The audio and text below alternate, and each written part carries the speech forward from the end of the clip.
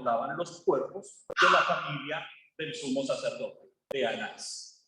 Hay otra tumba, bueno, nos quedó medio chueca por aquí, pero bueno, otra tumba que es igual, un poco igual, grande, exagerada, que se la llama la tumba de los del Sanedrín, pero bueno, en realidad no tenemos seguridad alguna de que sea el Sanedrín el que la hizo. También está al noroeste de Jerusalén. Vemos que es también en una colina, está abierta la tumba como una cueva en una colina. La puerta también es muy grande, es exageradamente amplias y grandes. Y al interior, de nuevo, es una gran sala, un gran espacio, con los diferentes nichos en donde colocaban los diferentes cuerpos de las personas que morían. Compañero ilustre.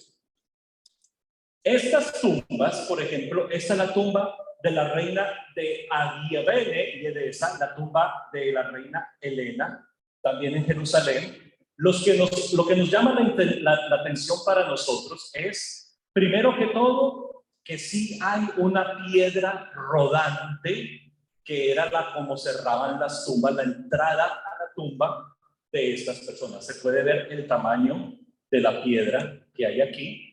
Y se hace ver que para poder entrar a esa tumba, la puerta no era tan grande y exagerada como la del sumo sacerdote o la famosa tumba de los del Sanedrín, ¿ya? Para poder entrar sí había uno que agacharse. Y esta es una tumba que se ha encontrado en el valle de Israel, que es yendo desde Nazaret, digámoslo así, hacia el monte Carmelo. Se encontró esta tumba también en una de las colinas, y se puede ver exactamente lo mismo. La entrada no es alta, ni elaborada, ni organizada, ni adornada bonita, y hay una gran piedra que cierra la entrada de la tumba. Próximo. Se quedó en la tumba. Ahí viene. Ya. Bueno, esas son las lecturas que ya hicimos. Bien, gracias. Este es el interior de la tumba que llaman de la familia del rey Herodes. Y lo que nos llama la atención de esta tumba de la familia del rey Herodes es los nichos donde depositaban los cuerpos en la tumba. En hebreo, estos nichos se llaman kohim. En latín le dicen el loculus. Kohim o locus. Dale otra vez clic en la cosita y ahí vamos a ver cómo eran más o menos cómo colocaban los cuerpos. ¿Se acuerdan el martes pasado que Edward y yo estábamos tratando de meter el cuerpo a la tumba de la forma como sea posible? En este tipo de tumbas del techo alto y un poquito más espaciosas, se dejaba el cuerpo con la cabeza hacia adentro de estos nichos, de estos lóculos, y solamente se alcanzaba a ver pues el pie del difunto totalmente vendado con todas sus cosas. Otra cosa. Más o menos quedaba así. El cuerpo de la persona está hundida en el nicho, en el lóculus, y alrededor están los otros espacios para los cofres, los osarios que traían ellos y los colocaban allí con todos los restos de las demás familias. Vamos, es que como eso es del martes pasado, entonces vamos viendo un poquito más rápido. De nuevo, volvemos a la tumba de la reina Helena. Y lo que nos encontramos en la tumba de la reina Helena es algo interesante para nosotros, porque en la tumba de ella, además del lóculus que hay, ya no era grande y espacioso como para meter todo un cuerpo, un cadáver, sino que el espacio era pequeñito solo para el osario, para la cajita con los huesitos de la persona. Pero sí existe una plancha donde se depositaba el cuerpo. En vez de hacer que el cuerpo entrara en el lóculus dentro de ese nicho, lo que había era una plancha de piedra, y en esa plancha de piedra ahí es donde se deposita el cuerpo y se espera a que empiece ya su proceso de descomposición y que se seque y sacar los huesitos y meterlos al lóculus sin ningún problema. Más o menos esta es una reproducción que más o menos tratamos de hacer, donde se ve ¿Cómo sería la entrada? Aquí está la piedra que tapa el sepulcro, donde se preparaba el cuerpo para ya el último entierro. Y ya lo que hicimos Edward y yo, que era entrar por la puerta chiquitita y meter el cuerpo y dejarlo depositado en esta losa, en esta piedra, para dejar el cuerpo allí hasta que ya era hora de meter los besitos en el osario. Próxima. Más o menos se vería así la tumba. ¿Ya? ¿Cómo se llama esta losa, esta piedra donde depositaban el cuerpo mientras tanto y los nichos lo usaban para los osarios? Eso se llama el acrocilium. Acrocilium. Porque parece un arco, como lo decoraban más o menos con un arco. El acrocilium. Y ahí es donde depositaban el cuerpo y ya los nichos, pues para los usuarios de esa forma. En esto vamos corriendo un poquito porque, bueno, ya lo hemos visto. Sigamos. Aquí es donde vamos a ver entonces cómo sería la reconstrucción de la tumba de José de Arimatea en el Calvario, siguiendo todo lo que hemos visto de lo que la arqueología nos muestra en las diferentes tumbas. Sabemos que Golgota era una cantera. O sea, antes de que se convirtiera el sitio donde ejecutaban los romanos a estas personas, era una cantera que se utilizaba para sacar piedras para la construcción de la ciudad de Jerusalén. Pero ya cuando la cantera se dejó de utilizar, porque si seguían excavando, las murallas de la ciudad ya estaban comprometidas, y para que no se cayeran las murallas, se abandona la cantera. Al quedar abandonada la cantera, las personas que tenían obviamente bastante suficiente dinero para comprar propiedades, vieron en aquel lugar, pues el lugar idóneo para tener una tumba familiar. Primero, estaba cerca de la ciudad santa de Jerusalén, que eso ya era algo maravilloso. Y segundo, quedaba exactamente a las afueras de la ciudad. Así no se incumplía con la ley de que los difuntos tienen que estar enterrados fuera de la ciudad. Así sería más o menos una reconstrucción que han hecho los arqueólogos de cómo sería la tumba, o al menos el Gólgota de José de Arimatea. Y esta sería la tumba de José de Arimatea. Otro clic, por favor. Ahí vamos. Vete para atrás un poquito, perdón. Mira, no me muestra la otra. Bueno, está bien. Como dice el texto que era una tumba nueva, donde todavía nadie había sido depositado, los arqueólogos han encontrado que de pronto la tumba no estaba totalmente completa. O sea, todavía no tenía los nichos para meter los osarios, no tenía suficiente acrociliums, planchas para depositar los varios cuerpos de la familia, como que apenas estaban trabajando en la tumba, y por eso solamente vemos la plancha donde se depositó el cuerpo de Jesús y la salita como de entrada para poder arreglar el cuerpo, ponerle las vendas y lo necesario, y la planchita. Y no había más, todavía no habían terminado de hacer la tumba, y por eso dicen era una tumba nueva, todavía no habían depositado a nadie aquí. Clic, clic, clic. Veamos más o menos cómo se ve esto. Aquí estaría el Gólgota, las murallas de Jerusalén, el Gólgota y la tumba de José de Arimatea. Si lo vemos en esta gráfica, sería así. Aquí está el Gólgota y el valle que baja a la tumba de José de Arimatea. Dale otro clic, por favor. Para el siglo III, el emperador Adriano mandó a rellenar el valle que separaba el Gólgota de las tumbas y puso un templo dedicado a Júpiter. El templo a Venus, y donde estaba la roca del Calvario, puso una estatua de Júpiter. Y todo lo demás lo rellenan y construyen el templo dedicado a la diosa Venus. Aquí hubiera quedado la tumba que está ahora escondida bajo tierra, y donde está la estatua de Júpiter estaría en la puntica de lo que era el Gólgota, el Calvario. Ahí estamos. Próxima. Sí, señora, ya me acabo.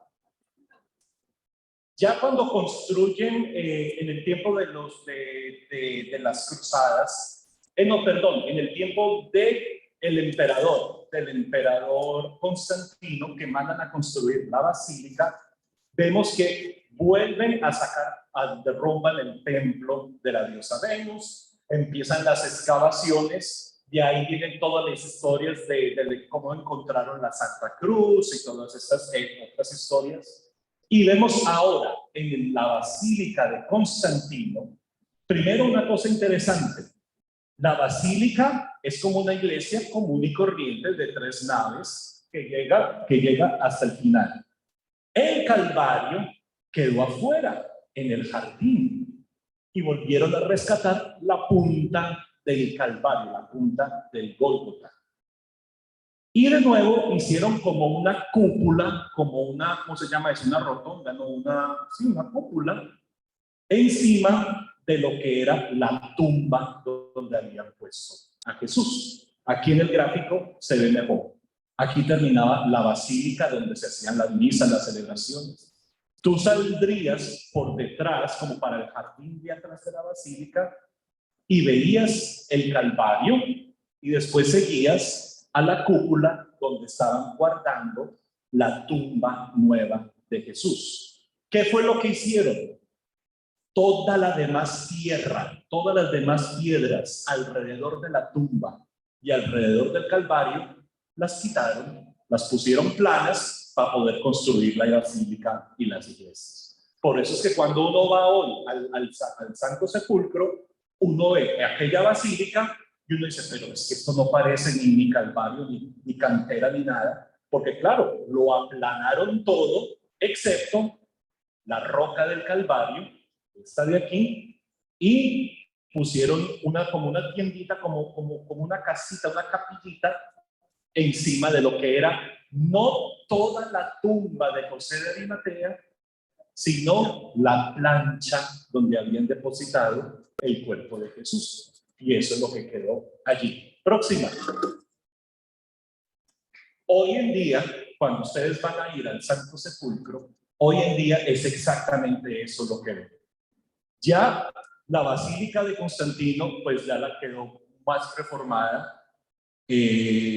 No, perdón, este es del tiempo de las cruzadas. Esta basílica del tiempo de las cruzadas. Ya en las cruzadas lo que hicieron que el jardín lo techaron con otra cúpula para que guardara la roca del Calvario, que ahora tiene su propia capillita, su propia cúpula, la roca del Calvario, y pusieron una nueva cúpula más grande que guardara la tumba de Jesús. Y la tumba ya la pusieron como una capillita más bonita, más elaborada en aquella época. Próxima. Hoy en día, cuando vayan a Jerusalén, echa para atrás. Hoy en día, cuando vayan a Jerusalén, esta es la Basílica del Santo Sepulcro como la van a encontrar.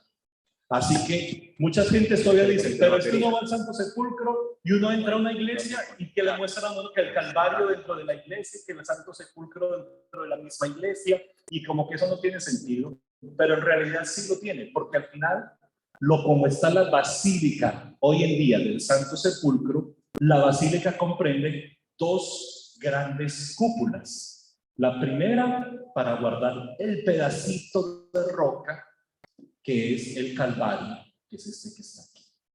Y tú bajas de ahí por unas escaleras y llegas a la otra capillita dentro de la nueva cúpula, que es donde guardan el Santo Sepulcro. Y del Santo Sepulcro solamente guardaron la plancha donde depositaron el cuerpo de Jesús. El resto simplemente se quitó para poderlo hacerlo como una capillita que guardara el acrocilio donde depositaron el cuerpo de Jesús. Eso era lo que les debía del martes pasado. Ahora sí, vamos para nuestro tema de hoy. Sí, porque después dicen que yo no pago las deudas. Vamos a hablar de las mujeres y el mensajero de la tumba. Las mujeres y el mensajero de la tumba. Vamos primero a dale la próxima a ver qué me aparece ahí. Eso mismo. En hebreo, empecemos por el principio, hablar de la palabra resurrección. Se hablaba era de dormirse con sus antepasados. En el segundo libro de los reyes decían eso. Y el rey Ahaz, después que reinó durante tanto tiempo, se durmió y lo enterraron o se fue a descansar, durmió y lo llevaron a descansar con sus antepasados. Es decir, lo enterraban en la tumba que era de la familia, ¿ya?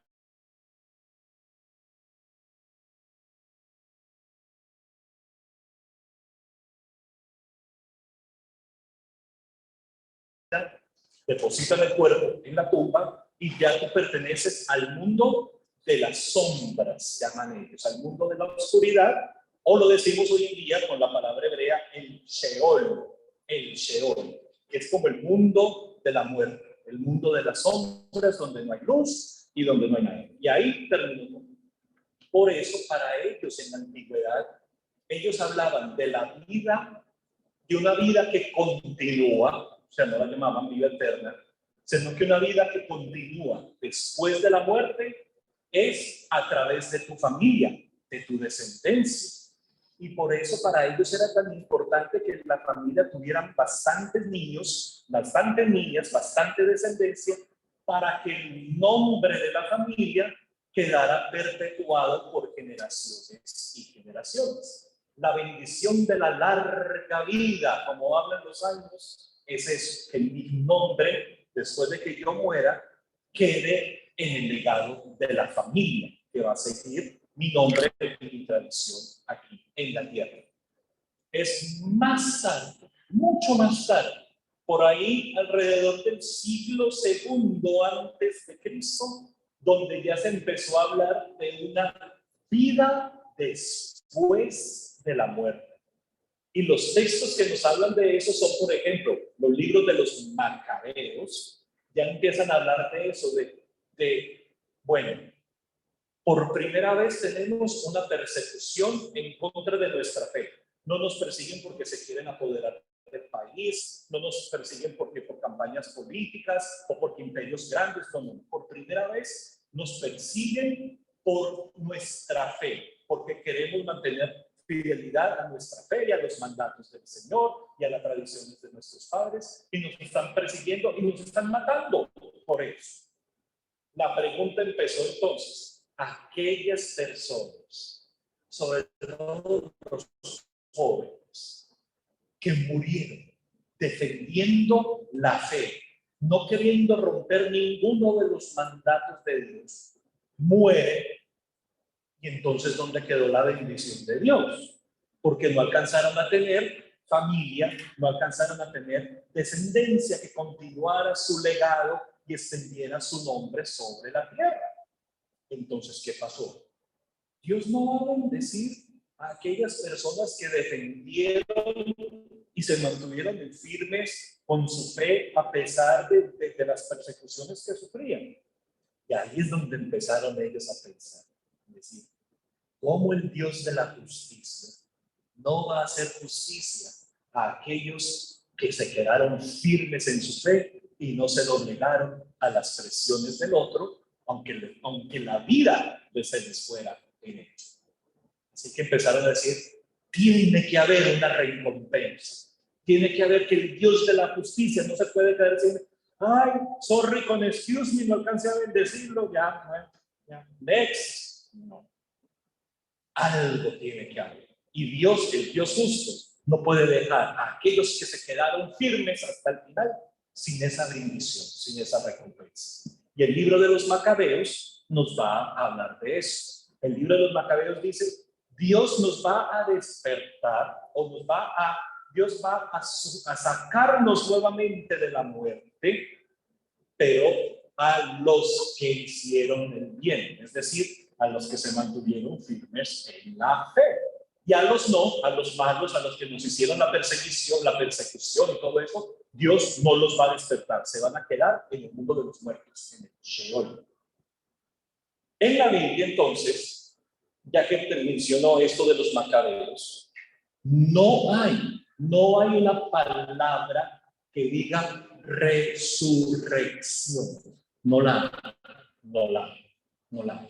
Esa palabra la hemos sacado nosotros del latín, que ya es una traducción del siglo IV después de Cristo, para hablar de los textos que ya estaban escritos o en hebreo o en griego. ¿Ya? Edward sabe más de eso que yo, entonces a él me está vigilando por si digo alguna herejía yo. ¿Ya? En hebreo no había ni como verbo ni como sustantivo la palabra resucitar o resurrección. Para ellos sí se hablaba era de lo que Dios iba a hacer al final de la historia. Y era despertar. Y para uno despertarse, ¿qué tiene que estar? Dormir. En hebreo, dormir se dice yashen, es estar dormido, yashen. Y para despertarlo se dice kuts, yashen, dormir. Y para despertarlo a uno, kuts. Cuando hacen la traducción al griego, la famosa traducción, la Septuaginta, la traducción al griego, estas son las palabras que van a utilizar. Cateudo, para estar dormido. De ahí viene la palabra cama, o en paisa, de donde vengo yo, la palabra catre, ¿ya? El cateudo, la cama donde usted se duerme, ¿ya? Dormir. Y para despertar, la palabra egeiro, o egeiro. Yo no tengo una G como egeiro. La palabra egeiro es despertar y cateso o cateido es estar dormido. Y para que no digan que yo me lo estoy inventando, ¿ya? Miren y verán, el libro de Daniel, capítulo 12, versículo 2, dice así: muchos de los que duermen, oiga la palabra, duermen, muchos de los que duermen en el polvo de la tierra serán egeiro, despertados, unos para la vida eterna y otros para vergüenza y confusión perpetua. En el tiempo de los macabeos solamente despertaban los que aguantaron con la fe y estuvieron firmes hasta el final. Y los malos no. Ya cuando escriben en el libro de Daniel, ya hay un pasito más. Ya son todos, muchos de los que están en el polvo de la tierra van a ser egeiro, despertados, o para la bendición o para una vida de tristeza, una vida, como dicen ellos, de vergüenza y confusión. Y en la primera carta a los Corintios, cuando San Pablo habla sobre la resurrección de Jesús, en el capítulo 15, también dice lo mismo. Cristo murió por nuestros pecados, según las Escrituras, y que fue sepultado, y que fue egeiro al tercer día, según las Escrituras. O sea, fue sepultado y fue despertado. En nuestras traducciones van a encontrar la palabra resucitado en vez de la palabra despertado. Ya sabemos de dónde el latín va a sacar esa traducción para hablar de lo que le pasó a Jesús. Y conforme a las Escrituras, claro, porque el profeta Oseas en el capítulo 6 decía eso siempre. En el segundo día estaremos tristes y tribulados, y al tercer día el Señor vendrá y nos rescatará y nos liberará. Eso se estaba en el profeta Oseas. Próximo. En griego también se utiliza otra imagen para hablar de los que están dormidos y se van a despertar. Y en griego vamos a encontrar especialmente aquellos que están tendidos o en una cama porque están enfermos, o sentados en una silla como están ustedes ahora, o en el suelo tirados, o ya para más fuerte, pues los que están muertos en una tumba. Y a esos ya no solamente los van a hacer egeiro, no solamente los van a despertar, sino que a ellos les van a hacer otra cosa más, los van a levantar. Levantar, no solamente despiértate, sino también levantes, que se levanten del lugar donde están. Primera de Tesalonicenses dice así: ¿acaso no creemos que Jesús murió y fue anastemi? Ese es el verbo nuevo, anistemi, en auristo pasado.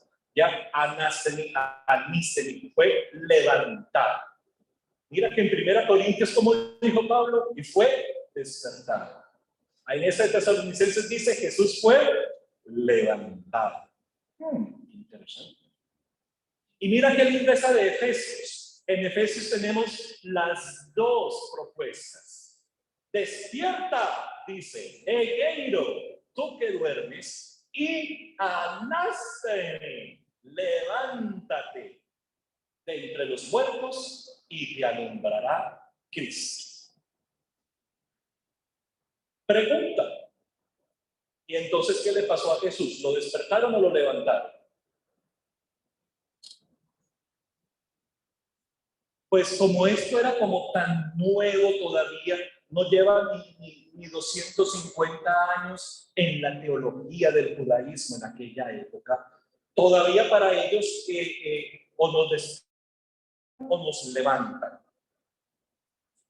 Bueno, unos dicen nos van a despertar, Daniel dice nos van a levantar. Lo que sabemos es que para cuando escriben los textos y los evangelios al final del primer siglo, los dos términos, despertar y levantarse, eran utilizados como sinónimos para representar lo mismo. Cuando yo te despierto, no es solamente para que quedes despierto en la cama mirando para el techo así, punto, ¿no? Sino que si te despierto es para que se levante de la cama, ¿ya? Si estás dormido, te despierto y te tomo de la mano para levantarte. ¿Qué hizo Jesús con la hija de Jairo? ¿Se acuerdan de ese texto? De Jesús con la hija de Jairo, que la niña, 12 años, impiden a Jesús que vayan y que la cure, y bueno, ya cuando llega, dice que ya estaba muerta, que Jesús les dice: no lloren, la niña no está muerta, la niña está dormida. Y el texto dice que Jesús va donde la niña, la toma de la mano y le dice en arameo: talita cumi. ¿Cómo? ¿Qué pacho? Así, talita cumi, ya en arameo, todo, talita cumi. ¿Qué significa? Talita significa niña, pequeñita, chiquilla, ¿ya? Talita. Cum es levantarse y hacia mí. Cumi, venga para acá, ¿ya? El texto, ¿cómo lo traducen? Niña, a ti te digo. Y en griego ponen la palabra egeiro. Niña, a ti te digo, despierta. Pero ¿qué hizo Jesús con la niña? Nada más la despertó, dice el texto, y la niña se levantó y le dijo de le da algo de comer y todo eso. O sea que para ellos, egeiro y anastemi eran sinónimos. Hablar de despertarse o hablar de que lo levantaron a uno era hablar de la misma acción. Ya estaba yo tendido o sentado y me levanté.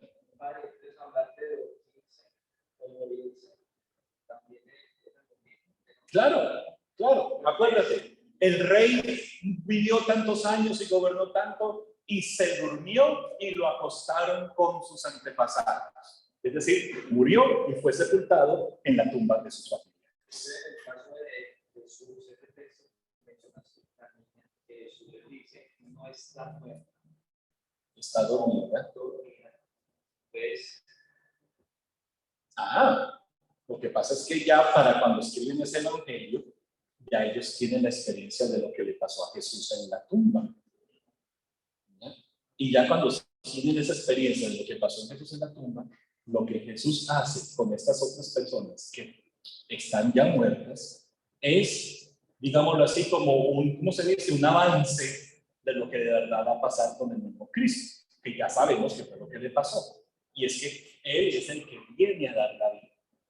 Y la vida ya no es una persona cadáver muerta, sino alguien que está durmiendo y yo vengo a despertar a esta persona.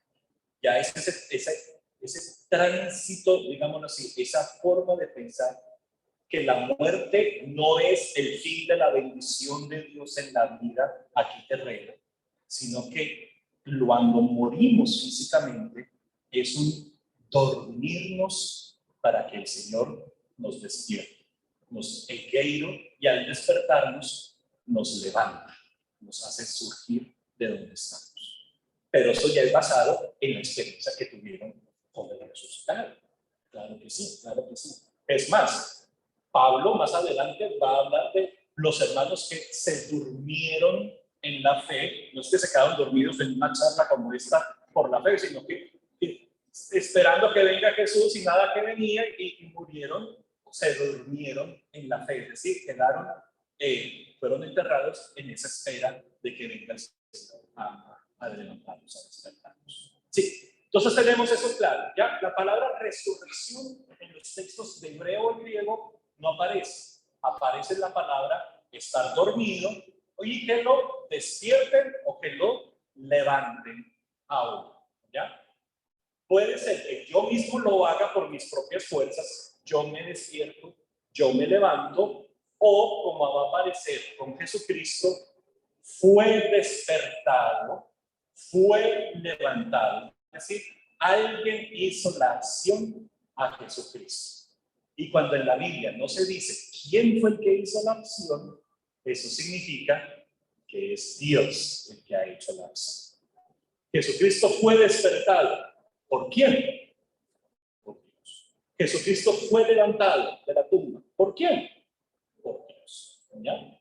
Vamos a ver entonces, ya que tenemos ese concepto clarito de cómo estaban escritas las palabras en el Nuevo Testamento, vamos a ver cada uno de los 4 evangelios nos van a contar qué pasó esa mañana, el día después del sábado, cuando las mujeres van a la tumba y encuentran la piedra corrida. El primer más viejo de los evangelios que tenemos es el evangelio según Marcos. Dice Marcos: pasado el día de reposo, María Magdalena, María la madre de Jacobo y Salomé compraron especias aromáticas para ir a ungirle. Y muy de mañana, el primer día de la semana, llegaron al sepulcro. Cuando levantaron los ojos, vieron que la piedra, porque era sumamente grande, había sido removida. Y entrando en el sepulcro, vieron a un joven sentado al lado derecho, vestido con ropaje blanco. Y ellas se asustaron. Pero él les dijo: no se asustéis, no os asustéis. Buscáis a Jesús Nazareno, el crucificado. Ha resucitado, es decir, ha sido despertado. No está aquí. Miren el lugar donde lo pusieron. Pero id, decid a sus discípulos y a Pedro: él va delante de vosotros a Galilea, allí le veréis tal como os digo.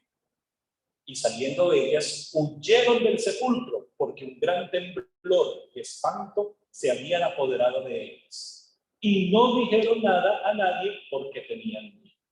Ese es el texto de Marcos. Vamos a analizar ese texto pasito a pasito. Clic. Primero, ¿cuántas mujeres fueron al sepulcro según Marcos? ¿Quiénes? María Magdalena. Si no están leyendo, pues ahí está el pastel de la respuesta a las preguntas. ¿Ya? María Magdalena. ¿Quién más? María, la madre de Jacobo, Santiago y Salomé. Tenemos 3 mujeres. Pónganle atención a estos detalles, porque a los próximos evangelios nos van a empezar a mezclarnos al perro y al gato de todo el mundo. Al final hasta Poncio Pilato llegó a la tumba. Van a ver, ya, María Magdalena, María la madre de Jacobo o Santiago y Salomé. ¿Ya? ¿Qué pasó cuando entraron dentro de la tumba donde supuestamente estaba el cadáver en la losa donde habían dejado a Jesús el viernes anterior? ¿A quién vieron? A un joven. ¿Cómo estaba el joven? ¿De pie o sentado? Sentado. ¿En qué parte? Al lado derecho de donde habían dejado el cuerpo de Jesús.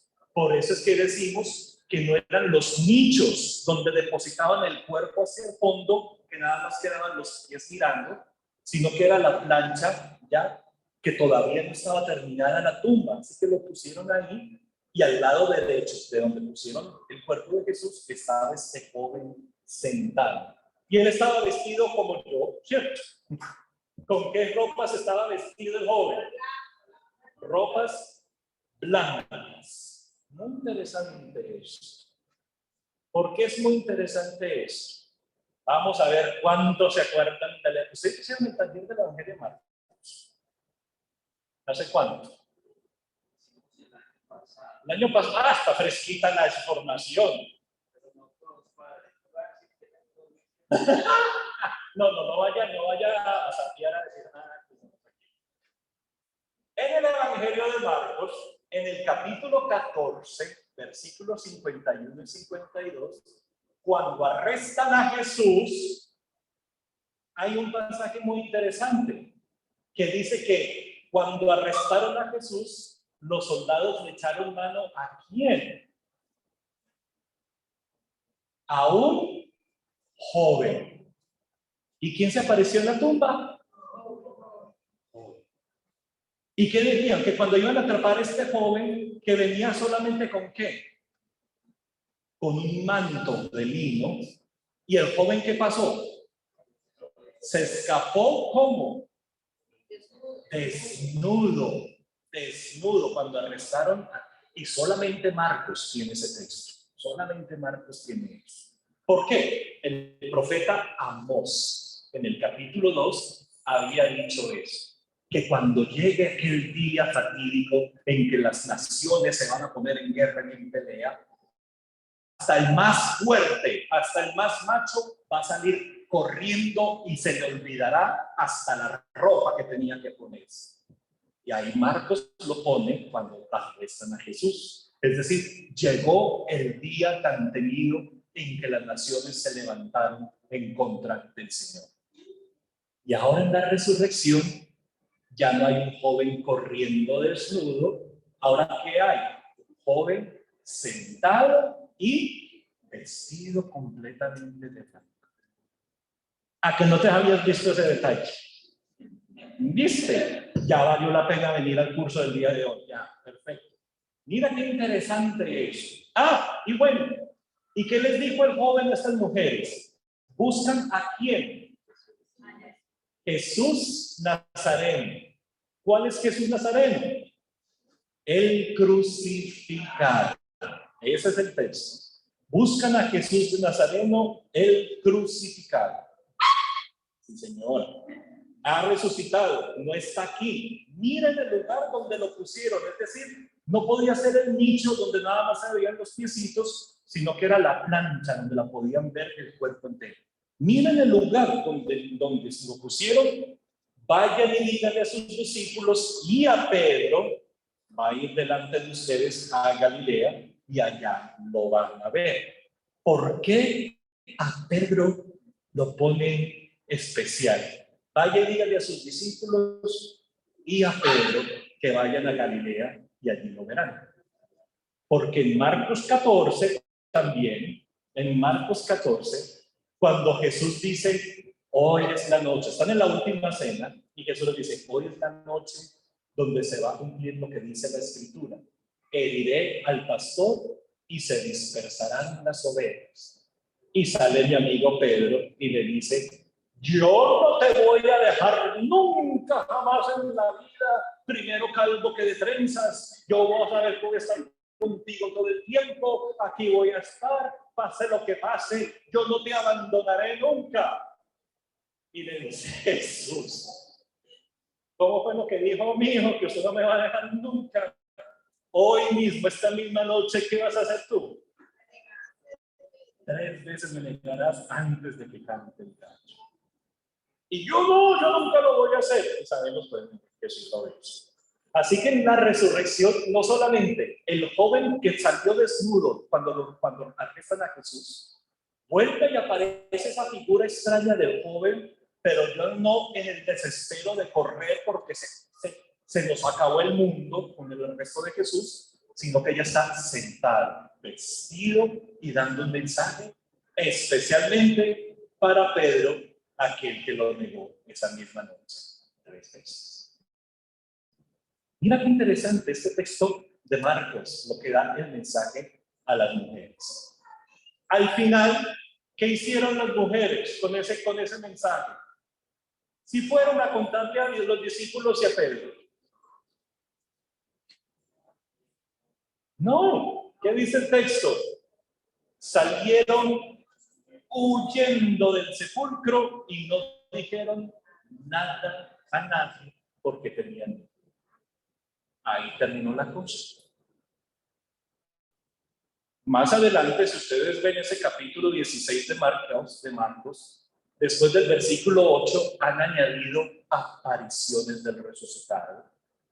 Pero cuando ya uno analiza esas apariciones del resucitado en San Marcos, uno dice, ay, los muchachitos son como los estudiantes míos de la universidad, que uno cree que uno no se da cuenta, ya que agarraron información de otros libros, la copiaron y la pegaron en el texto de ellos y dijeron, ay, vea, profe, ya terminé el trabajo. Mentira, ni lo escribió usted.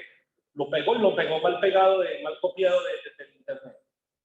Esos textos que van después del versículo 8, cuando uno ya los lee, dice, sí, esto me suena a Mateo, esto me suena a Lucas, esto me suena a Juan. Se ve que mucho después no les gustó de que las mujeres hubieran salido del sepulcro y no hubieran dicho nada a nadie, cuando los otros textos sí presentaban algo más después de la tumba. Y dijeron, pongámosle a Marcos un final más bonito, como más, eso de que salgan corriendo y no digan nada a nadie, pues como que no. Pero es que Marcos sabía lo que estaba haciendo. Cuando dice no le dijeron nada a nadie, no se olviden cuál fue el mandato. Vayan a Galilea y allí lo verán. Traducido, vuelvan y lean el Evangelio si no se dieron cuenta de que lo que se trataba es. Vuelve y comienza y vuelve a mirar todo lo que hizo y pasó y enseñó Jesús. Y ahora sí te vas a dar cuenta de por qué la tumba tenía que estar vacía al final de esto. Pero es para hacer el trabajo. ¿Ya? Vamos a ver, próximo evangelio que sigue es nuestro amigo Mateo. Marcos lo escribieron entre el año 65 y 70, más o menos, en el siglo I. Mateo está entre el año 80 y 85. O sea que ha pasado casi unos 10 años cuando Mateo escribe su evangelio. Pasado el día de reposo, al amanecer del primer día de la semana, María Magdalena y la otra María vinieron a ver el sepulcro. Y he aquí que se produjo un gran terremoto, porque un ángel del Señor descendió del cielo y acercándose removió la piedra y se sentó sobre ella. Su aspecto era como un relámpago y su vestidura blanca como la nieve. Y hablando el ángel le dijo a las mujeres, ustedes no tengan miedo, porque yo sé que buscan a Jesús el crucificado. No está aquí, ha resucitado tal como dijo. Vengan, vean el lugar donde yacía, e id pronto y decid a sus discípulos que Él ha resucitado de entre los muertos.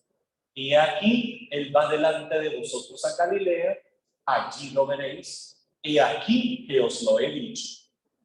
Y ellas, alejándose a toda prisa del sepulcro, con temor y con gran gozo, corrieron a dar la noticia a sus discípulos. Cambió mucho la historia. Cierto que nos la cambiaron bastantico. Primero, ¿cuántas mujeres fueron al sepulcro esta vez? ¿Quiénes? María Magdalena y la otra María. Se nos perdió una. ¿Qué pasa? Mientras va a comprar café y todo eso. O sea, ya para Mateo María Magdalena sí aparece. Y ya la otra María, ni tan siquiera nos la llaman María, la madre de Santiago, la madre de Jacob, la otra María. O sea, ya perdimos una y a la segunda ya es simplemente María, como la novela. ¿Y cómo se dieron cuenta que la tumba estaba abierta? ¿Qué fue lo que pasó? Un terremoto. Y yo les pregunto, ¿usted está en el taller de Mateo?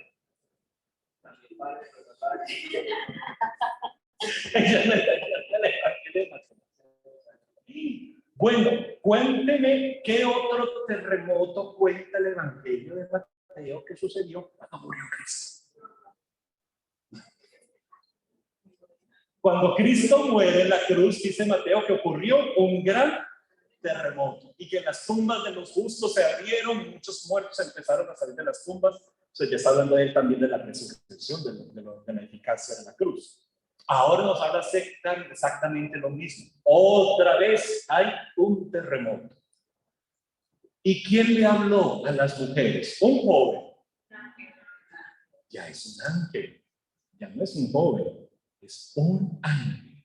¿Y cómo estaba el ángel? Vestido de blanco. ¿Y cómo era su aspecto? Como un relámpago y sus vestiduras. Oiga, ¿en qué otro evangelio, en qué otra parte del evangelio de Mateo? Era donde aparecieron dos figuras celestes también que parecían que a la cara de Cristo era brillante como un relámpago y las vestiduras del Señor quedaron blancas como la nieve. Oiga, ¿cómo saben? Yo que sí sabe. Mira qué maravilla, como cuando Mateo va empezando a conectar cosas ahora en la tumba, en la resurrección, en la transfiguración. Claro que sí. Además, Daniel en el capítulo 7, versículo 9, y en el capítulo 10, versículo 6, habla exactamente lo mismo, de que Dios va a enviar a su ángel a despertarnos a nosotros de la tumba. Entonces, qué interesante. Y además de que el ángel viene a despertarnos, dice el texto, dice el libro de Daniel, que en una visión él vio a alguien como un hijo de hombre entre las nubes del cielo, y sus vestidos eran blancos y su aspecto resplandeciente y lleno de luz. O sea que ya nos cambiaron al joven, ya es un ángel, una divinidad enviado por Dios, terremoto como en el momento de la muerte de Jesús. ¿Y en dónde está sentado el ángel? Afuera y encima de la piedra que había corrido. Mira cómo ya va la cosa transformándose. ¿Y qué les dijo? Bien, buscan a Jesús el crucificado, no está aquí, tal como les dijo, vengan y vean el lugar, vayan y díganle a quién. ¿Y a Pedro qué? Pero mire que no lo mencionaron aparte. Qué interesante este Mateo. ¿Y por qué no nos mencionó a Pedro aparte? ¿Ah? ¿Por qué? Le cargaba bronca a Mateo, le cargaba bronca a Pedro. No, porque es que Pedro, pobrecito, ya según Mateo, él está encargado de las llaves del cielo y él está encargado de todas esas cosas. Sé que Pedro ya es una persona con autoridad muy grande y hace parte ya del colegio de los discípulos, Oiga, y dice, vayan a Galilea tal como él se los dijo, tal como él se los dijo. ¿Y cuánto nos dijo eso? En Mateo, capítulo 26, versículo 31, ahí es, en la última cena, cuando iban para el monte de los olivos, Jesús les dijo a ellos, al tercer día yo voy a resucitar y nos veremos de nuevo en Galilea. Qué interesante. Y las mujeres salieron muertas de miedo y no dijeron nada a nadie. Con temor, y ahora tienen gozo, y si fueron a decir todas las cosas que habían pasado. Cambió un poquito la historia, ¿cierto? Próxima. Mateo nos incluye un extra. Salieron las mujeres corriendo y he aquí que Jesús sale al encuentro de ellas y les dice: hola, ¿qué hace? ¿Bien o qué? ¿Qué más? ¿Qué cuentas? ¿Cómo están? ¿Todo bien? ¿Qué hacen tanta mañana, tan madrugadas por aquí? ¿Y qué les perdió? O sea, en griego dice saludos. Esos griegos como tan secos para saludar. Y ellas, acercándose, se abrazaron a sus pies y lo adoraron. Y Jesús les dijo: ya, dejen de tener miedo. Vaya, avísenle a mis hermanos que vaya a Galilea, que allí me verán. Ese pedacito solo lo tiene Mateo. Las mujeres en el camino, ya yendo a contar la cosa, y Jesús a ellas se les aparece en el camino. Mira qué interesante es. Próximo. Marcos 65-70, años 65-70. Mateo 80-85. Lucas más o menos así, 85 al 90 más o menos, 85-90. Y en este nos vamos a detener un poquito más cuando termino de ver la última parte del Evangelio de Juan. Volvemos a tomar este texto de Lucas, que es muy interesante. No, pasa Lucas, sí. Ahí estamos. Lucas dice así: el primer día de la semana, al rayar el alba, las mujeres vinieron al sepulcro trayendo las especies aromáticas que habían preparado. Y encontraron que la piedra había sido removida del sepulcro. Y cuando entraron, no hallaron el cuerpo del Señor Jesús. Y aconteció que, estando ellas perplejas por esto, de pronto se pusieron junto a ellas dos varones en vestiduras resplandecientes.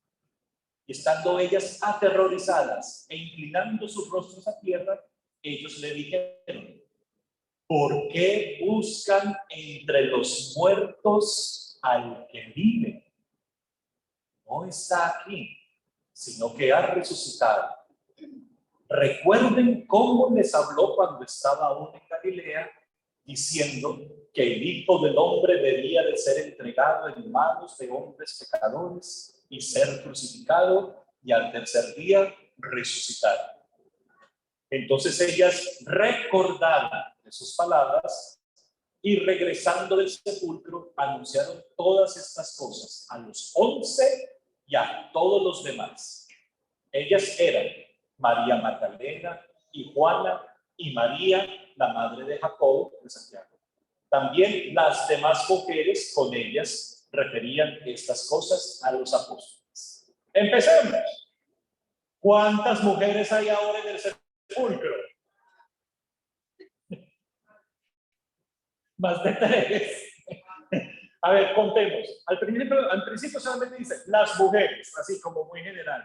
Pero al final del texto se nos dice qué mujeres eran. María Magdalena, Juana, ya metieron a Juana, María, la madre de Santiago de Jacobo, y las demás mujeres. O sea, ¿cuántas fueron? Oiga, qué progresión mandó Lucas al sepulcro. Eso ya llegó el gentío y todo el mundo llegó para allá. ¿Quiénes se le presentaron a estas mujeres? Dos varones. ¿Vestidos de qué forma? Resplandeciente. De nuevo, cuando Jesús se transfiguró, ¿quién se le apareció al lado y al lado también de forma resplandeciente? Los varones, Moisés y Elías. Oiga, ya hicieron el taller de Lucas. Estamos en esas. Es que estamos fresquitos en el taller de Lucas. ¿Ya? Oiga, ¿y qué fue lo que le dijeron los dos varones? Estaban sentados. No dice que estaban sentados en ningún lado. Dice que son varones, se le presentaron a ellos dos. ¿Y qué le dijeron estos varones a las mujeres? ¿Por qué buscan al vivo entre los muertos? Ya no mencionaron el nombre de Jesús el Nazareno. Ya no mencionaron que era crucificado. Ya eso desapareció del texto. Ya están preguntando por el vivo o el que vive. ¿Por qué buscan al vivo entre los muertos? Y después les manda a decir una cosa muy interesante. Recuerden. El verbo es en imperativo, es decir, le están dando una orden a las mujeres. Antes de mandarlas a que le digan esto a los otros, le dicen a ellas, recuerden lo que él les dijo. Muy interesante. Recuerden. Pongan esa palabrita grabadita en algún lado, subrayenla, póngala firme porque de ahí vamos a volver. Recuerden lo que él les dijo. ¿Y cuándo se los dijo? Lucas capítulo 9, el primer anuncio de la pasión, ahí, en la primera. Y dice ellos, cuando ellos estaban todavía en Galilea, el primer anuncio de la pasión, según Lucas, es en Galilea. Pero en Lucas capítulo 18, en el tercer, dice, al tercer día resucitaré entre los muertos. ¿Y qué hicieron ellos? Se recordaron. Mira qué interesante que Lucas está haciendo énfasis en lo que se tiene que recordar y dice el texto, y ellas recordaron. Ellas recordaron. No se preocupen, como este es el texto de Lucas, estamos haciendo el taller de Lucas, cuando terminemos de ver el último que es Juan, vamos a volver a esto porque es muy importante. Es muy importante para nosotros. Que mire que ya cambiaron, no dijeron el nombre de Jesús, no dijeron que era crucificado, ya lo pasaron a el vivo, al que vive. Y a las mujeres les mandaron a decir, recuerden. Muy interesante. Próximo. ¿Ya? Bueno, eso pues que ya estábamos haciendo el análisis, se nos olvidó pero mira, solamente Lucas nos da otro pedacito al final. Solo Lucas tiene ese último pedacito. Y ante ellos, estas palabras, es decir, ya cuando las mujeres fueron a contarles a los discípulos, estas palabras les parecieron como disparates y no le creyeron. Pero Pedro se levantó y corrió al sepulcro. E inclinándose para mirar adentro, vio solo las envolturas de lino. Y se fue a su casa maravillado de lo que había acontecido.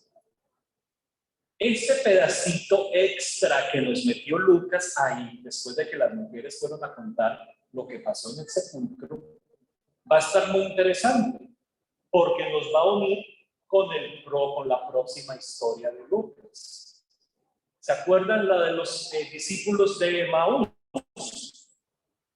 Y cuando regresan los discípulos de Emaús a Jerusalén, la gente en Jerusalén les va a decir, sí, en verdad, el Señor ha resucitado y se le apareció a Pedro. Por eso Lucas pone este texto que Pedro también, solito, fue al sepulcro a ver qué pasó.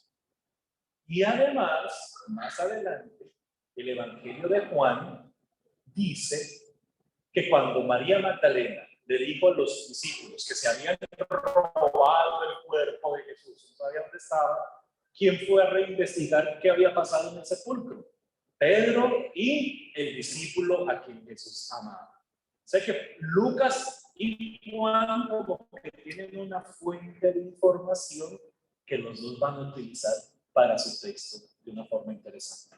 Hablando de Juan, vamos para el cuarto evangelio y ya regresamos a Lucas porque es muy interesante que prestemos atención a lo que va a decir Lucas. Juan, el primer día de la semana, muy de mañana, cuando todavía estaba oscuro, María Magdalena fue al sepulcro y vio que habían quitado la piedra que cubría la entrada. Así que fue corriendo a ver a Simón Pedro y al otro discípulo a quien Jesús amaba y les dijo, se han llevado el cuerpo del Señor y no sabemos dónde lo han puesto. María se quedó afuera llorando junto al sepulcro. Mientras lloraba, se inclinó para mirar dentro del sepulcro y vio a dos ángeles vestidos de blanco, sentados donde había estado el cuerpo de Jesús, uno a la cabecera y otro a los pies. ¿Por qué lloras, mujer?, le preguntaron los ángeles. Es que se han llevado a mi Señor y no sé dónde lo han puesto, les respondió. Muy bien. ¿Juan no hemos hecho el taller todavía de Juan? Ah, bueno, así. Tranquilos, que no va a haber entonces para ir. Ahora sí. ¿Cuántas mujeres fueron al sepulcro esta vez? Una solita. María Magdalena. Dale clic para que vean ellos todos juntitos. Y además de... ¿Qué es eso? Así, María Magdalena. Bien. Y además van a decir que además de María Magdalena, ¿quién más fue a mirar qué pasó en el sepulcro? Simón Pedro y el discípulo a quien Jesús amaba. No dice Juan, mucho ojo. No dice Juan, es el discípulo a quien Jesús amaba. Pero no me preocupen, el año entrante, cuando hagamos el taller de Juan, vamos a saber quién es ese famoso discípulo a quien Jesús amaba. ¿Qué es lo que les dice María Magdalena a los discípulos? Se han llevado del sepulcro al Señor y... ¿Y qué? No sabemos, en plural. Pero si estaba ya solita. ¿Cierto que dijeron? María Magdalena estaba en el sepulcro. Y ahora llega diciendo, no sabemos dónde lo... ¿Cómo que no sabemos? ¿Cuántas fueron con usted y era María Magdalena? ¡Qué interesante! Del singular pasó al plural. Así. ¿Qué quiere decir? Que la fuente de donde Juan utiliza para escribir este texto, la fuente original tenía a las otras mujeres acompañando a María Magdalena. Pero cuando lo escribió aquí y solo puso a María Magdalena solita, pues se le chispoteó que la fuente original decía en plural, no sabemos las otras mujeres. Y yo, ¿tienes una pregunta? Sí. No, que puse el ítem del carne. Ay, sí, es Juan 20, disculpen, sí. Juan 20, perdón. Juan 24 es el nuevo evangelio que yo había hecho. Juan, evangelio según San José de ahí. ¿Ya? Juan 20, perdón, es Juan 20, disculpen. No hagan PowerPoint después de tomar 3 margaritas. No está como muy... Entonces, y ahora, ¿quién le habló a María Magdalena? ¿O qué es lo que vio ella? Ya no son 2 varones, ahora son 2 ángeles. ¿Y cómo están los ángeles? Vestidos de blanco. ¿Y en qué posición? ¿Dónde? Uno a la cabecera y otro a los pies.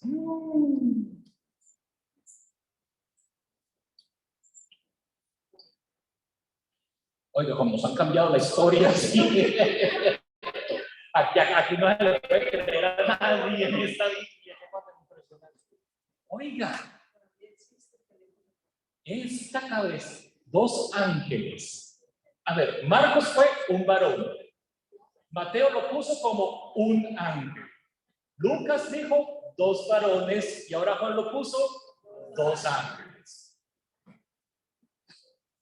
Pero mira que cada uno tiene su teología espectacular. 2 ángeles sentados, uno a la cabecera y otro a los pies. Y como buenos judíos que son ustedes, conocedores de la ley, ¿se acuerdan que Moisés mandó hacer un arca, el arca de la alianza, toda cubierta de oro por toda parte, y encima, en la tapa, como una losa, ¿qué puso encima de la tapa? 2 ángeles, uno a un lado y el otro al otro. Eso está en Éxodo capítulo 25, del 17 al 24, o en Éxodo capítulo 37, del 6 al 9. ¿Qué está viendo María Magdalena donde estuvo el cuerpo de Jesús? el arca de la alianza. Eso es maravilloso. María Magdalena, en donde fue muerto Jesús, donde lo dejaron muertos, ahora esa es el arca de la alianza donde se presenta y se manifiesta Dios mismo. Y por eso los dos ángeles sentados a la cabecera de los pies son como los dos ángeles del arca de la alianza. Es preciosa esa teología. Preciosa, porque ya estamos uniendo Cristo con Dios, el Antiguo Testamento con la experiencia del Nuevo Testamento. El resplandor de ver el arca de la alianza en el tiempo de Moisés a lo que estamos viendo en la tumba de Cristo. A Moisés le dijo: desde entre los dos querubines yo hablaré contigo. Y ahora en la tumba con los dos ángeles es donde María Magdalena va a experimentar la presencia del que está vivo, del que está resucitado. Y ella vuelve al singular: es que se han llevado en mi Señor y no sé. Ya mira, sigue al primera, no sabemos, plural. Aquí es y no sé dónde lo han puesto. ¿De dónde salió eso? Del cantar de los cantares. Mira que he salido por las calles de Jerusalén buscando al amor de mi vida y no lo he encontrado. Si tú sabes en dónde está, le decían los soldados de la ciudad, decidme en dónde está el amor de mis amores. El cantar de los cantares, capítulo 3, versículo 1 al 4. Próximo. Solamente Juan nos tiene este pedacito que es precioso. A mí me encanta el Evangelio de Juan. Bueno, yo digo eso cada vez que enseño un Evangelio, pero yo siempre digo, me encanta el Evangelio de Marcos, me encanta el Evangelio de Mateo, ahora me encanta el Evangelio de Juan. Apenas dijo esto, María Magdalena volvió la mirada y allí vio a Jesús de pie, aunque no sabía que era él. Jesús le dijo: ¿por qué lloras, mujer? ¿A quién buscas? O si es paisa, decía: ¿por qué lloras? ¿A quién buscas? Ella pensando que se trataba del que cuidaba el jardín o el huerto, le dijo: Señor, si usted es el que se lo ha llevado, dígame dónde lo puso y yo voy por él. Ella también era falsa. María, le dijo Jesús. Ella se volvió y exclamó: Raboni, que en arameo significa maestro. Bueno, no de verdad. Suéltame, porque todavía no he vuelto al Padre. Ve más bien a mis hermanos y diles: vuelvo a mi Padre, que es vuestro Padre, y a mi Dios, que es vuestro Dios. María Magdalena se fue a darle la noticia a los discípulos: he visto al Señor, exclamaba, y contaba todo lo que él había dicho. Este texto es precioso por dos cosas. No sé si dale clic a ver si de pronto lo tengo ahí. No, vete para atrás, entonces. Gracias. Es precioso por dos cositas muy interesantes. Ella confundió a Jesús ¿con quién? Con el jardinero o con el ¿cómo se llama? El que trabaja en el huerto.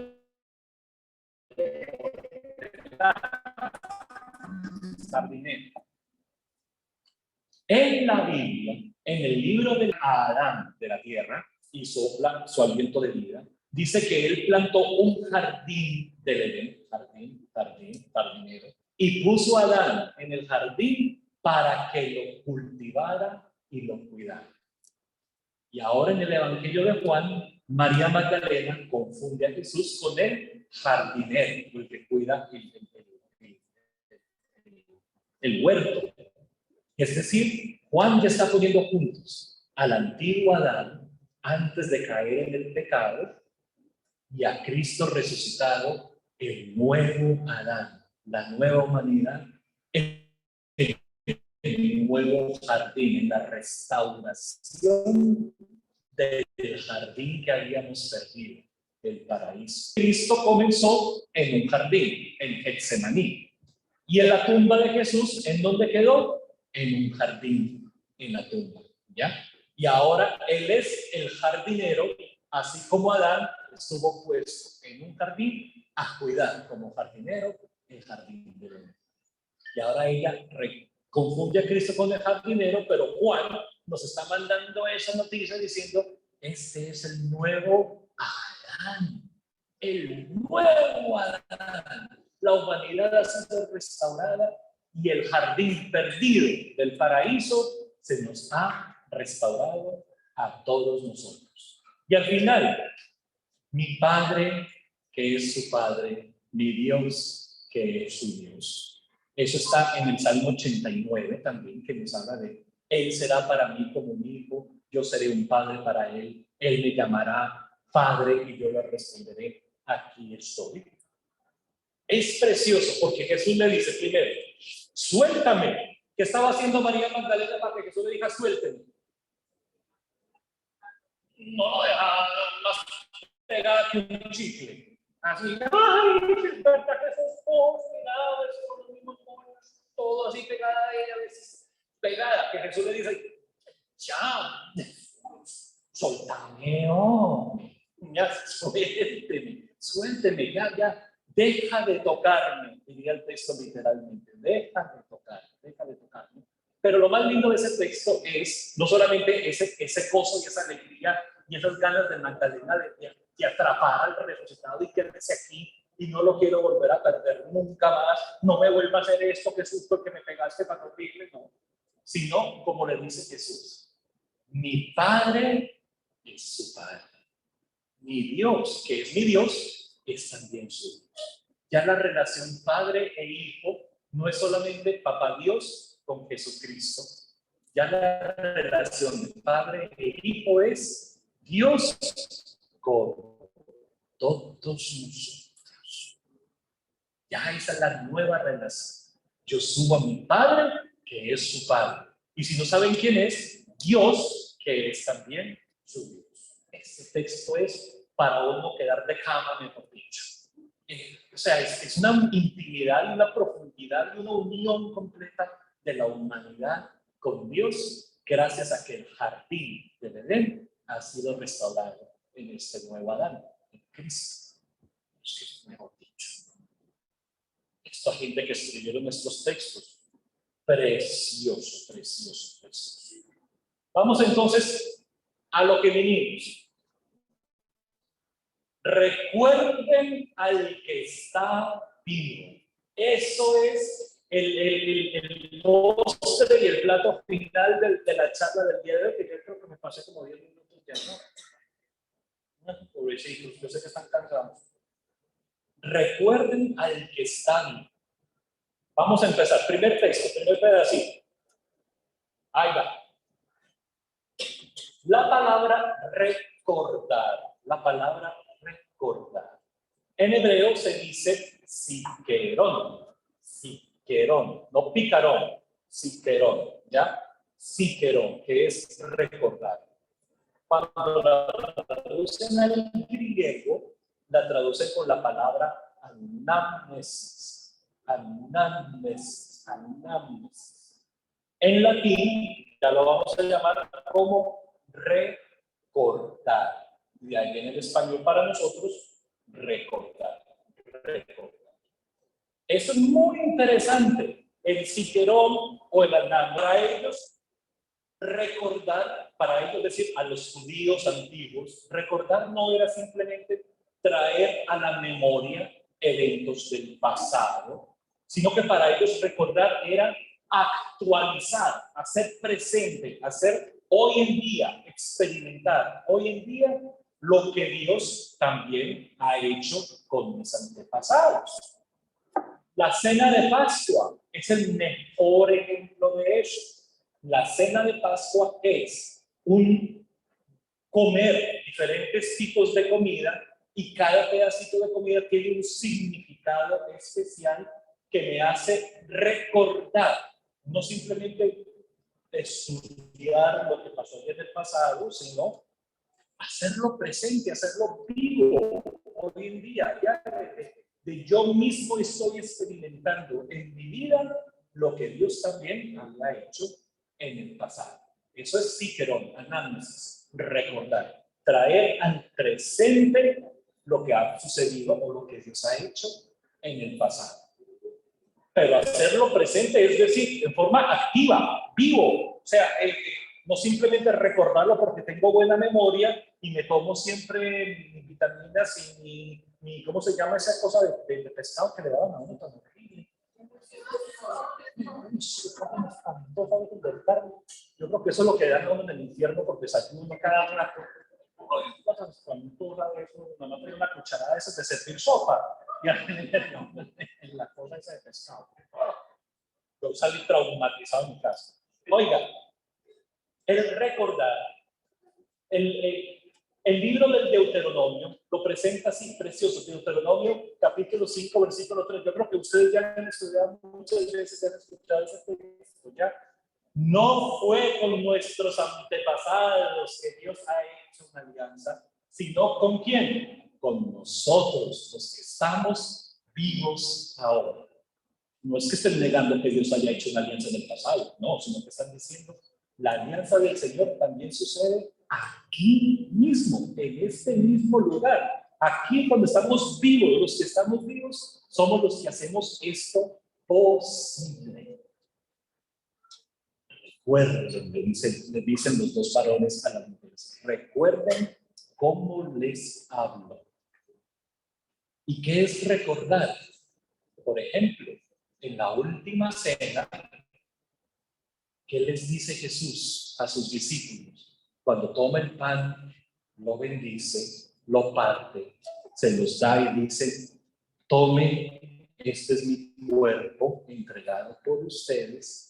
Hagan esto en... O sea, que ¿qué es recordar? No es simplemente traer a la memoria un evento del pasado, sino actualizarlo, hacerlo presente, hacerlo vivo en este momento. Por eso Lucas no menciona al Nazareno, Jesús Nazareno el crucificado, dice al vivo entre los muertos, a Dios, a Cristo no se le busca, no se le encuentra entre tumbas y entre gente muerta. Ahí no está la presencia de Dios, ahí no está la acción de los cristianos que han sido encontrados por el resucitado, por Cristo. Nosotros no tenemos que rezar mirando hacia el oriente, buscando a Jerusalén, donde está el Santo Sepulcro, para poder rezar hacia allá y que todo es necesario, nada de eso. Nosotros no buscamos entre los muertos a aquel que fue la causa de nuestra fe. Él está vivo. Y si está vivo, ¿cómo sé yo que Él está vivo? Porque a mí me toca hacer ¿qué? Recordar. Recordar es cordia, el corazón. Pásalo de nuevo por el corazón. Que tu corazón lo sienta. Que tu corazón lata bien fuerte cuando estás en la presencia de decir, si yo soy cristiano y yo sé que Él está vivo, soy yo el que tengo que hacer a ese Cristo vivo, presente. Y como decía la última cena, hagan esto en memoria mía. Es decir, ¿cómo vamos a recordar quién es Jesús? Haciendo lo mismo que hacía Jesús. El perdón, la misericordia, la bondad, las palabras de Cristo, el actuar de Cristo, el gastar mi vida como la gastó Cristo hasta el final. Eso es como hay que recordar, como hacer presente al que está vivo entre nosotros. Ese Lucas la sacó de esa. Recordar no es hacer memoria, sino vivir lo que Cristo es y lo que Cristo era. ¿Por qué? Porque no tenemos que buscarlo entre los muertos. Él está vivo. Ahora, ¿quién es el que está? El Señor y dueño de la vida. Para un judío, ¿quién era? Dios. ¿Por qué buscan a Dios entre los muertos? ¿Por qué buscan al vivo, al que vive entre los muertos? Finalmente, si esto como es de importante está en Lucas, las mujeres, para poder salir a contarle esto a los discípulos, tuvieron que salir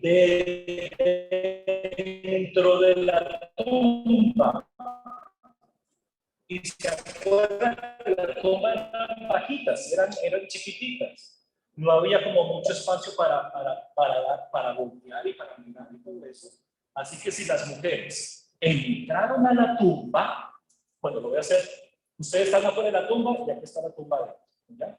Si las mujeres entraron a la tumba, vieron lo que estaba pasando, para poder salir de la tumba, ¿qué tuvieron que hacer? Echar para atrás, dar la vuelta y salir a dar la noticia. ¿Cómo se dice? Vos que sabes, ¿cómo es que se dice eso de dar la vuelta así y correr camino?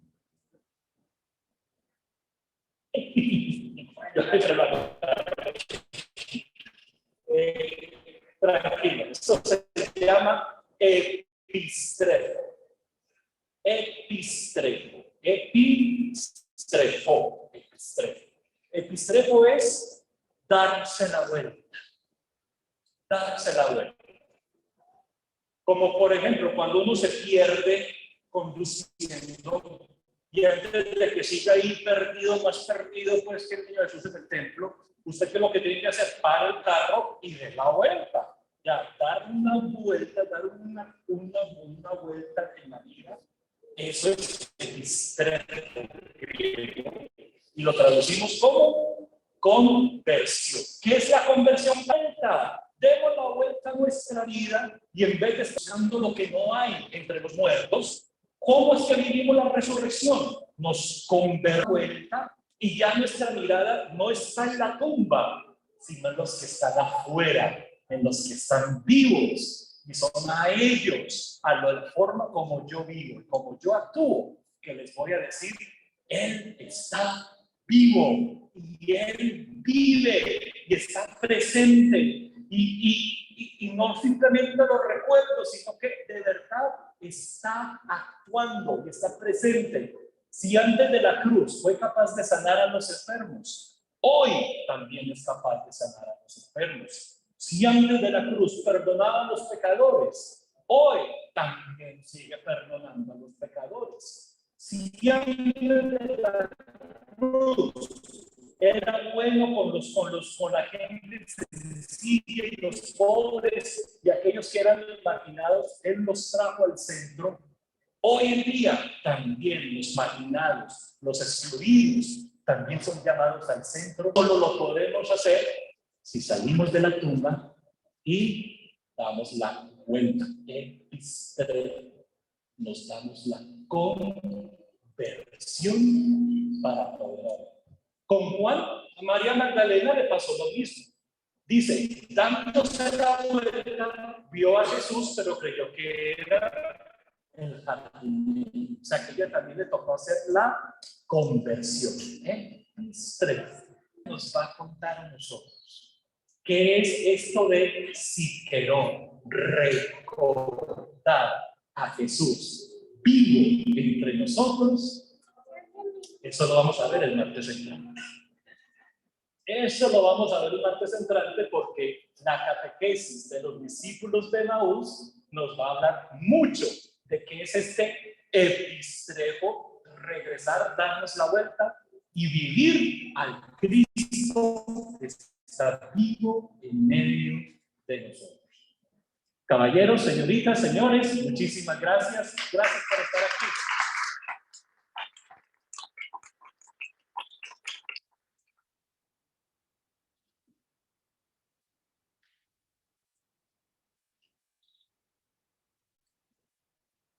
Bueno, muchachos, cerramos orando. Los invito a que hagamos un acto de fe y nos pongamos en la presencia del resucitado. Abramos el corazón, estos 2 minutos que nos restan de oración. Porque hoy el Señor nuevamente nos sigue instruyendo, nos sigue hablando, nos sigue formando, nos sigue contextualizando de una historia de amor que Él inició y de la que nos ha hecho parte y nos ha hecho también protagonistas. Por eso, Padre del cielo, queremos darte gracias, alabarte y bendecirte en esta noche, en este espacio que has iniciado por amor y para enseñarnos a amar, Señor Jesús. Te pasamos, sino por los que estamos hoy aquí en Calasanz, los que estamos hoy aquí recibiendo esta enseñanza, los que de pronto hemos mirado a la tumba creyendo que ahí te vamos a encontrar. Pues hoy, Señor Jesús, queremos convertirnos,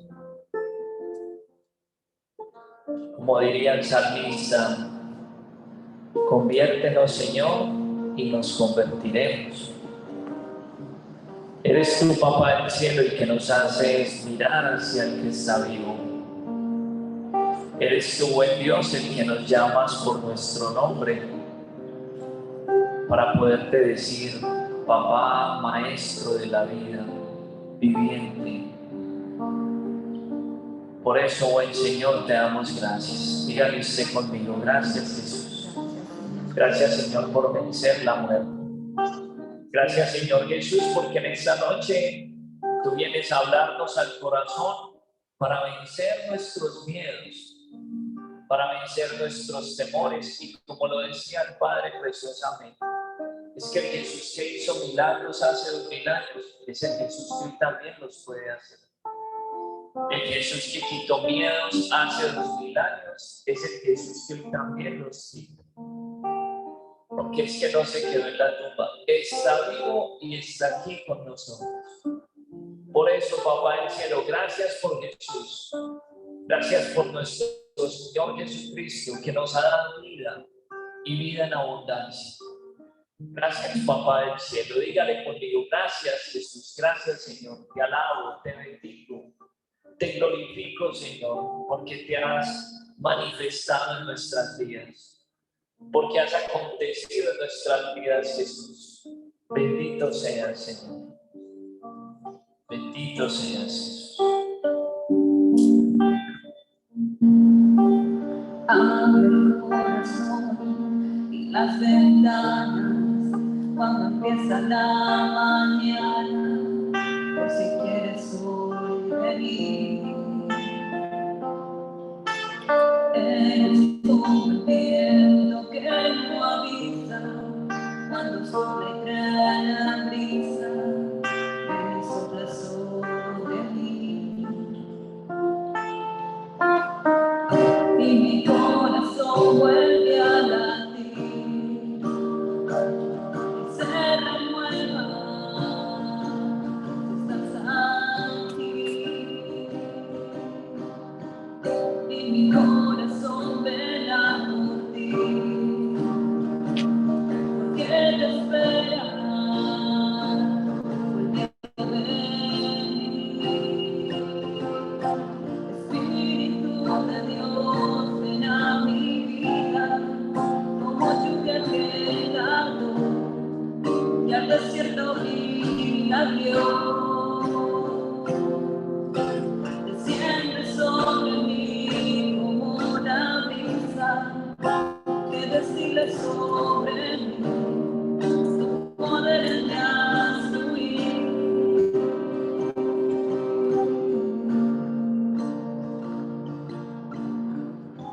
Gracias, Señor Jesús, que tu Santo Espíritu nos siga iluminando en todo este taller.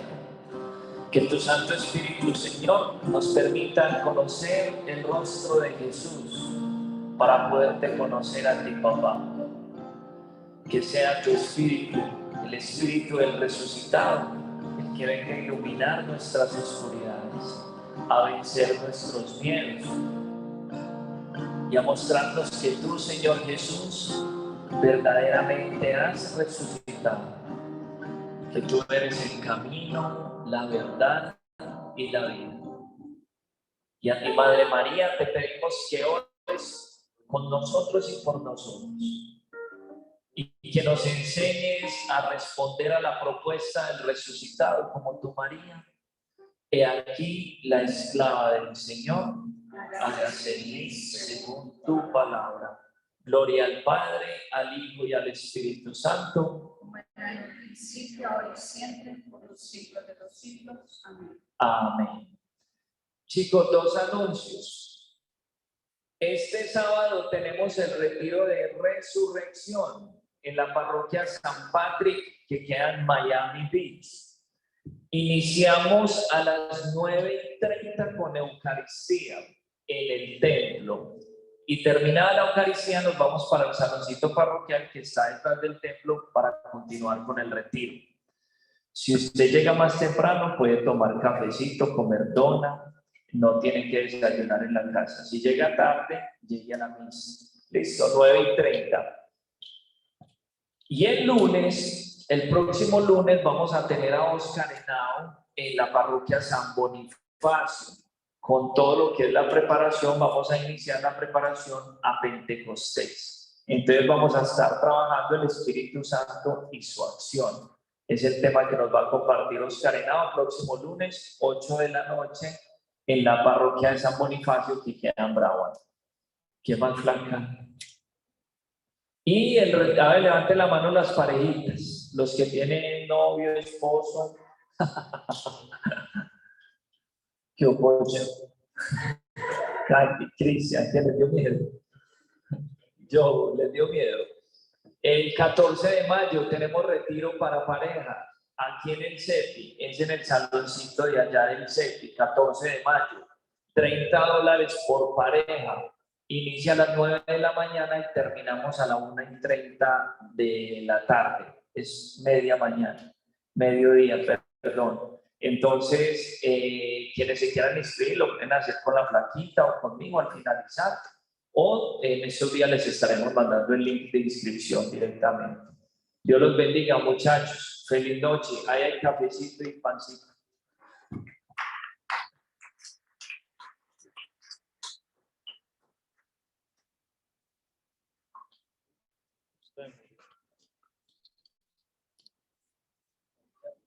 Gracias.